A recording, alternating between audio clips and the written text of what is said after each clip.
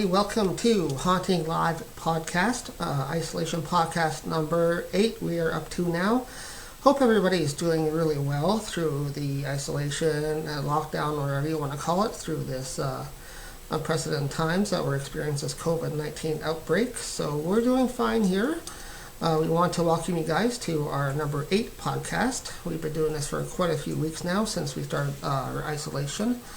And we're still continuing to do our podcast from home here. Normally, if you're new here, we usually go out to different locations throughout Ontario. We are Ontario-wide, so we do cover all of the province and go out to locations, bring you Haunting Live from different unique, interesting locations, whether they're outdoor historical locations or just locations that we can gain access to and actually bring you live investigations. But since we've been in lockdown, we haven't been able to do that, but we continue to bring you a different format the last several weeks of Haunting Live Podcast, doing talks here over Facebook chat with you, doing different things, and in the recent weeks we've set up a brand new office for you guys. We did a move recently, in around the middle of May, just about last weekend actually.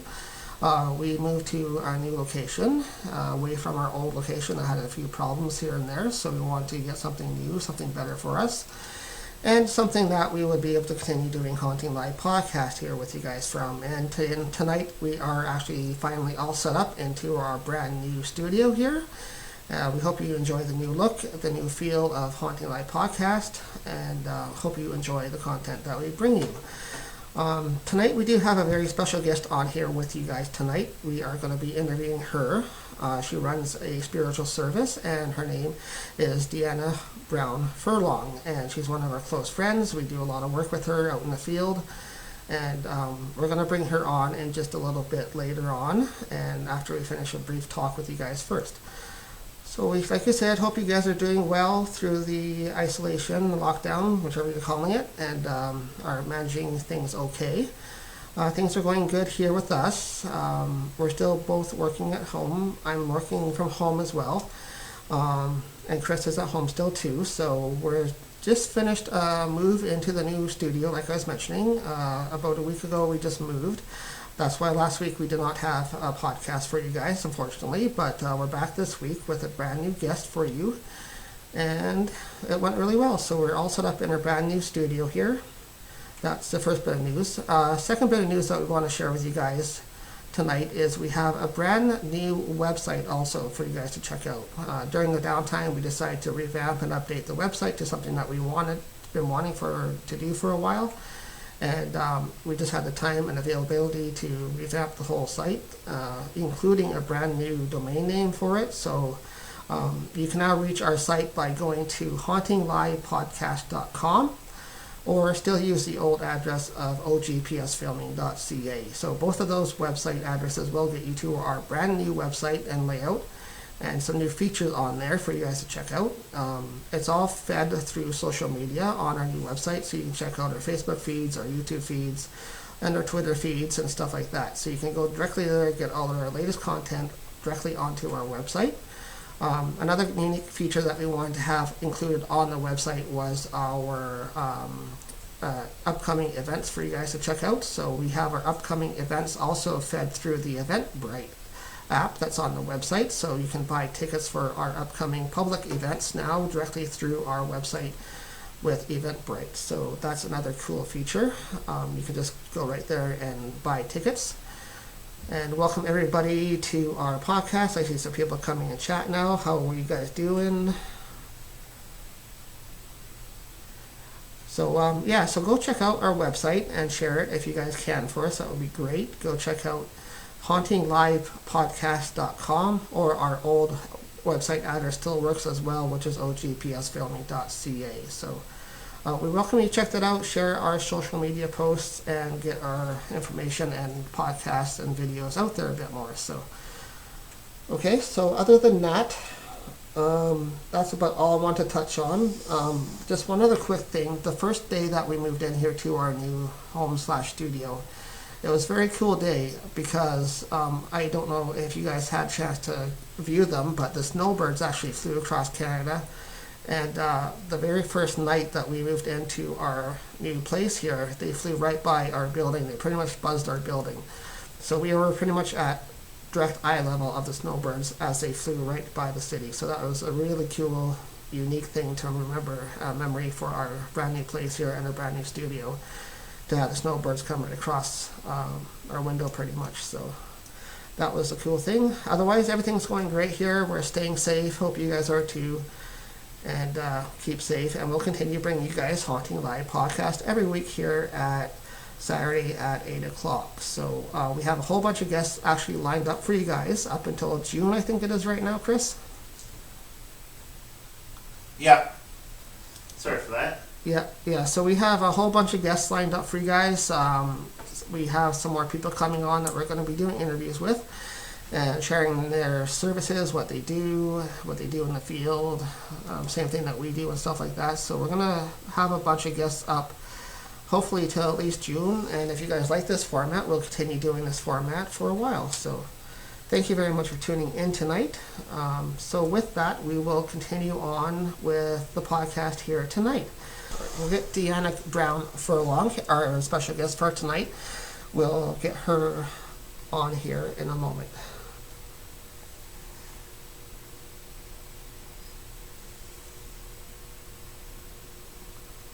Just bear with us one moment while we connect with her. It is a live podcast here. We hope you guys are doing quite well during this lockdown time that we're in. We have no idea how long this is going to last, of course, but some stores are starting to open up as of Tuesday, which is great news. Are you there? I'm here. How are you? I'm good. How are you doing? Welcome to Haunting Live podcast with us tonight, Deanna. Thanks for having me. Congratulations on your new place. I can't wait to see it. Yeah, we've moved in about a week ago. Everything is looking great here. We got what we could here. We have our brand new studio set up for Haunting Live podcast to do from, and we like it quite a bit so far. So it's great so far. We've only been in here about a week, so. Yeah. Well, you've done a lot. I've been watching you. Yes, definitely. Well, thank you very much for being a part of Haunting Live podcast here tonight. And tonight we're going to talk to you about a little bit about what you do and what your services are that you provide, and get your information out there a little bit more for you tonight. So. Okay, sounds great. Thanks. Okay, so first questions. I know you gave me a bunch of details earlier in the week about sort of your job and what you do. We know you deal with the paranormal, but we also know you deal with a bunch of other stuff as well. So can you get just a quick overview of what you do for services? Just like a quick once overview of a list of sort of what you do. Yeah, okay, so the main thing I do is obviously the mediumship readings. Right. I also offer card readings. I do home parties. I also do small group events. I'm trying to think. I do classes, workshops. I'm certified in past life regression, right, hypnosis. And I also do investigations as well. So that's just a little bit of what I offer. Okay, so let's start with one of the first things that you mentioned earlier. You were talking about your spiritual clairvoyant readings. So let's start with that topic. What got you into that when you first wanted to do readings for people? How did that come about? Sorry, you faded out there. What got me started? Or? Yeah, what got you started in your clairvoyant readings for people? What got you interested in that? Well, it's kind of something I've always been interested in. I grew up kind of listening to my grandmother talking about spirits and those types of things. My dad would have certain predictions that would come true. So I've always kind of felt very connected to spirit and been able to feel and see things. Growing up, I thought everybody could do this, but was kind of surprised to find out that I was kind of the oddball out.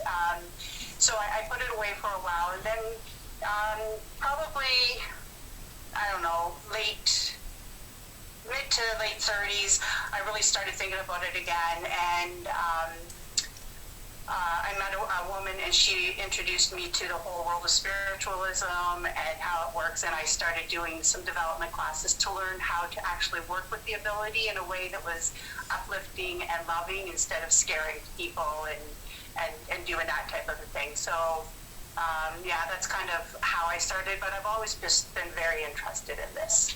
Right. And has it come naturally to you, or is that something that you had to work on as you developed it?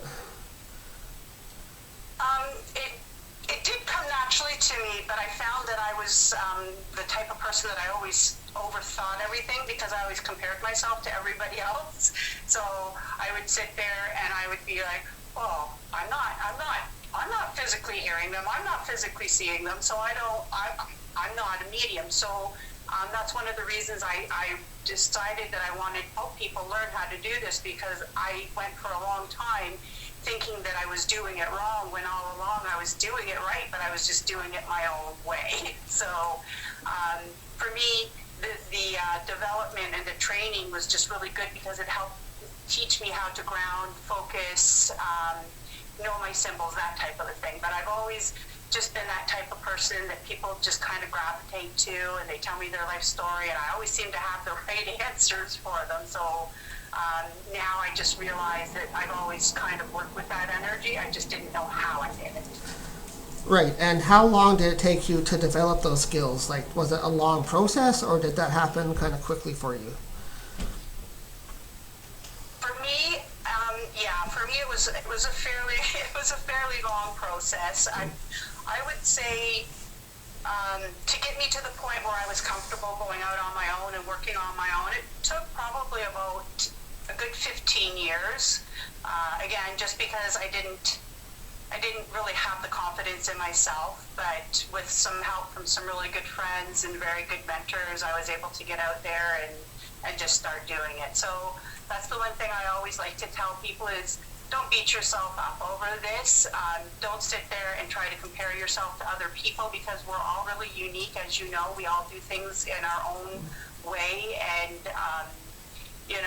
just give yourself time to learn. And I always tell people the best way to get experience is to get out there and start doing it. You can read all the books you want, you can take all the classes you want, but until you actually get out there in the field and start working, you're not going to know what you're capable of doing. Yeah, that's so true. We find that as well when we're doing investigations. You actually have to get that hands-on and start doing things your way. You can be taught many different ways, but until you get into the field, you won't learn your own way and how to do it until you do it yourself. So we fully understand that. Yeah, exactly. Yeah, and that's the one thing, like I said, with my classes and stuff, that's what I try to teach people is, I'll show you how I do it, but I want you to learn your own skill set, your own techniques. Yeah. And how have you found those techniques in the field? Have you had a lot of success with that? Have you had a lot of evidence when you've been investigating with that? I do. So for me, because I am a medium, I tend to get more evidence through what I'm picking up than on the actual equipment. But I love going out with, like, when I go out with you guys and do your events or with my own team. I love watching the equipment and seeing how it works and how it actually complements what I'm saying. So yeah, it's pretty interesting to see how it all unfolds, and it does kind of fall into place. But I'm still kind of learning how to do the evidence base with, like, the equipment and stuff. So for me, it's pretty exciting. Yeah, so that would be another question. Do you use any type of equipment along with your abilities, or do you prefer to use one or the other? So I prefer to use my abilities, but I do use I do bring a pendulum with me. I have some of my own equipment, nothing like what you guys have, right, and my team, but I have some of my own equipment. So I do tend to use my pendulum if I want want to get like a direct yes or no answer, or point me in the direction of where I need to go, that type of a thing. So I will use that. I'm like the rest of us. I love to carry my crystals with me because I just believe that they amp up Right. what we have. So you feel that some tools like pendulums and crystals will help you sort of guide you to where you need to go with your mediumship work. Yeah, I just feel and again, it's a preference, a personal preference, right? So, Right.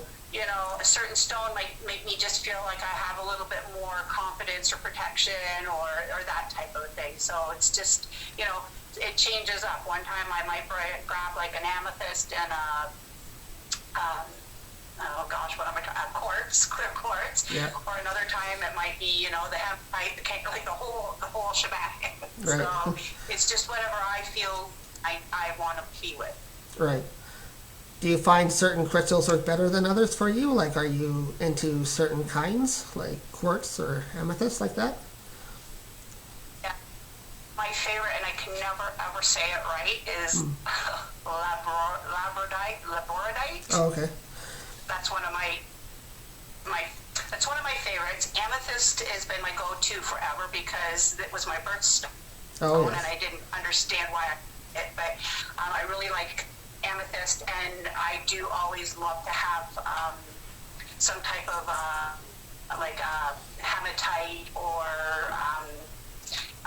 like a black tourmaline or something like that with me as well, just for the grounding properties. Yeah, that's actually one that I prefer to use. I actually keep that on me at all times. Every day I wear black tourmaline, so I find it's really good for grounding your energy, so it keeps you focused on what you're doing. So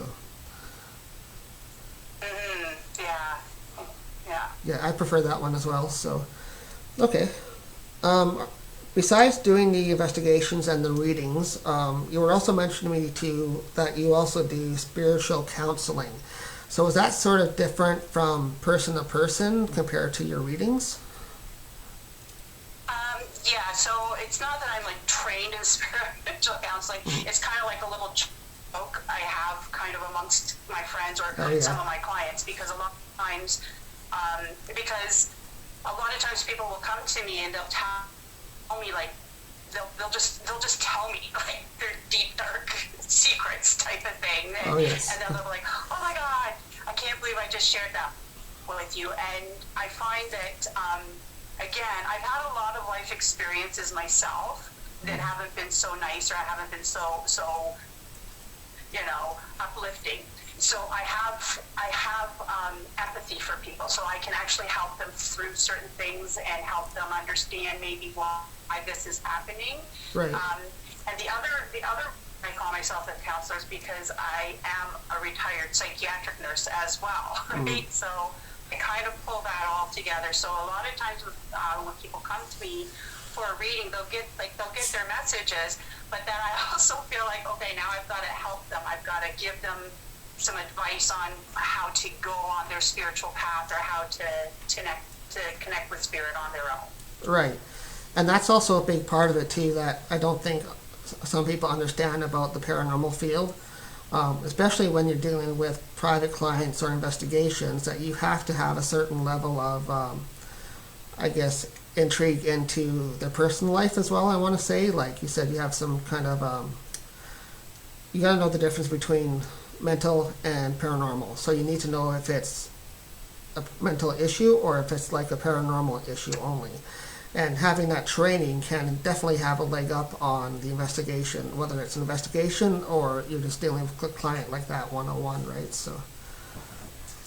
Yeah, exactly. And I don't, so I tend to, I'm one of these people that I'm very honest to the point where I actually upset people, and I don't mean to. Right. But if I feel that there's something that's not paranormal happening to them, I will just tell them honestly, you know, I really think that it would be in your best interest to go talk to a therapist or to speak to somebody professional, because I really don't want to be giving somebody that's in a bad state of mental health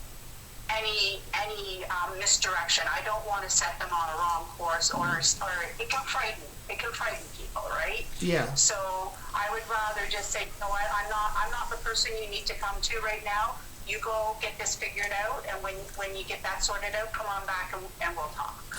Yeah, exactly. And as a paranormal investigator as well, on that side of things, we have to be aware of that too.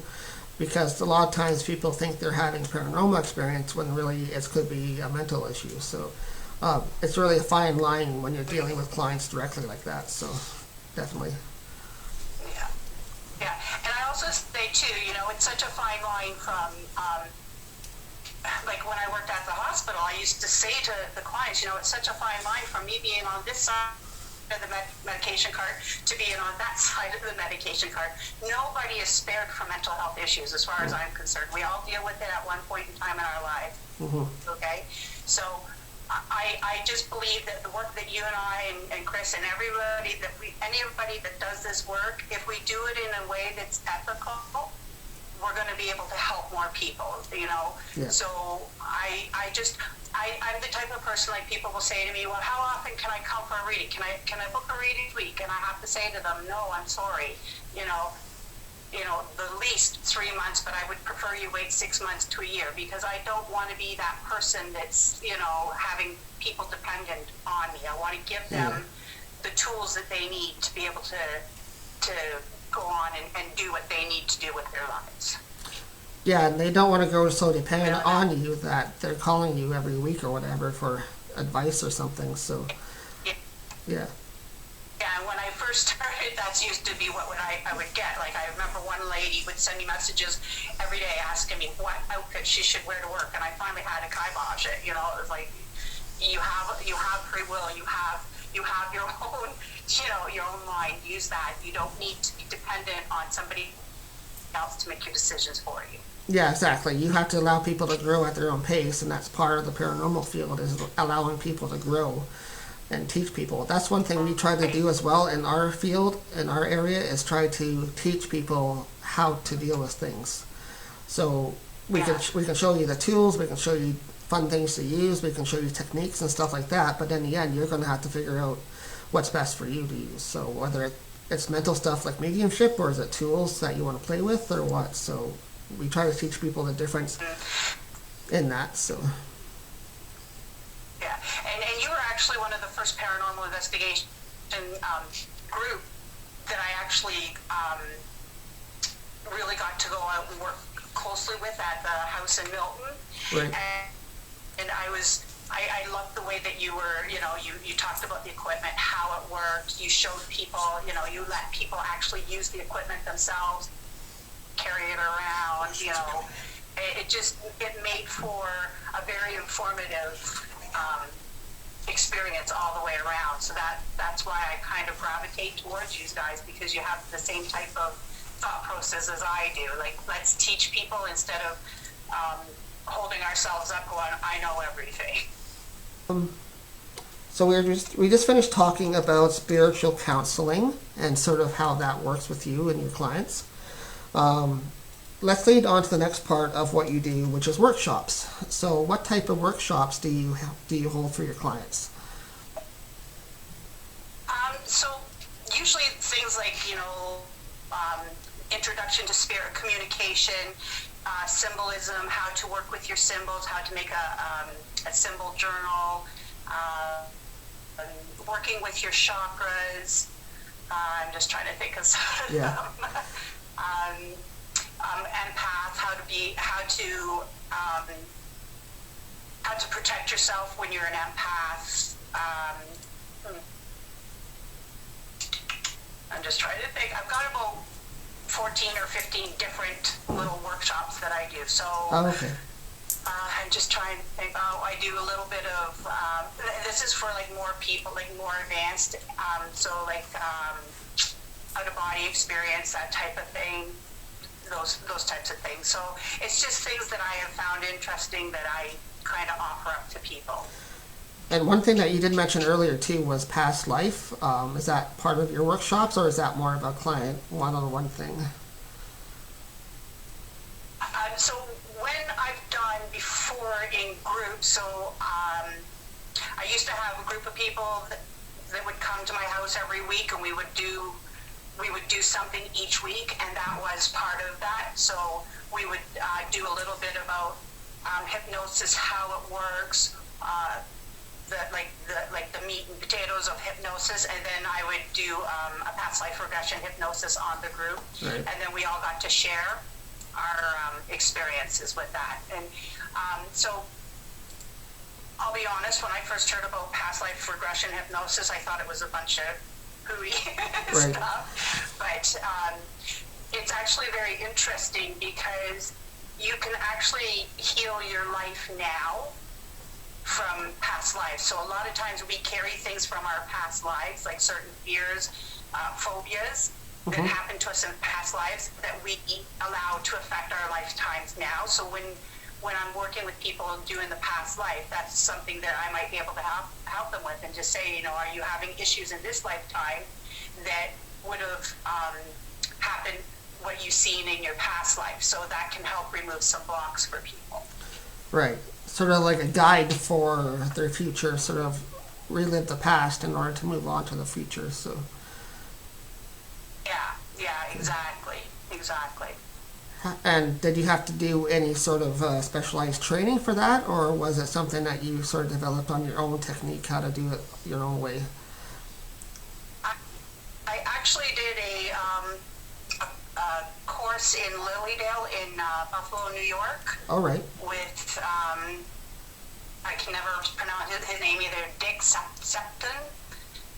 So I did a mini course with him, and then we all got our certificates from that. So okay. yeah, it was a little bit of training, but it was really again, it was very interesting. It's quite amazing what you can learn if you're just open enough to try things, you know, and you can try them and go, yeah, that's for me, or no, that's not for me. But anything else you'd like to talk about quickly, Deanna, tonight? I can't think of anything off the top of my head. All right. Maybe how to get in touch with me if somebody wants to. I don't know. Is that? Yeah, for sure. Let everybody know what your contact information is, how you prefer people to reach you. Okay, so I have two ways that you can reach me, and I can maybe put it in the links or whatever afterwards if people want. But I do have a business page on Facebook called Whispers of Eden Spiritual Services. So if people want to, you know, just pop over there, they can ask me a question, or, you know, like just if they want to book an appointment or something, they can do that. Okay. I'm also part of a new paranormal group, but the people that are in the group, they're not new to it. It's just a new group that we band together. So there's lots of years of experience on that, and we have a page called Whispers from Beyond Paranormal Investigations, so you can contact me there as well. Yeah, so those are the two places that you're probably going to get the fastest response from me, okay? So I always tell people use the Facebook if you can. Use Facebook directly. So for Whispers of Eden Spiritual Services, which is your main group, or what was the name of the group, the paranormal team? Whispers from Beyond Okay. Paranormal Investigation. Okay, so Whispers from Beyond Paranormal Investigations. So that's great. We definitely thank you very much, Deanna, for coming on tonight and being our special guest for Haunting Live Podcast. We appreciate you coming on, and it was a great pleasure to talk to you tonight. Well, thank you. I really enjoyed it, and it was my honor, and I'm so happy that you guys are doing well. Keep up the good work. Yes, you too, and stay safe. Thanks very much.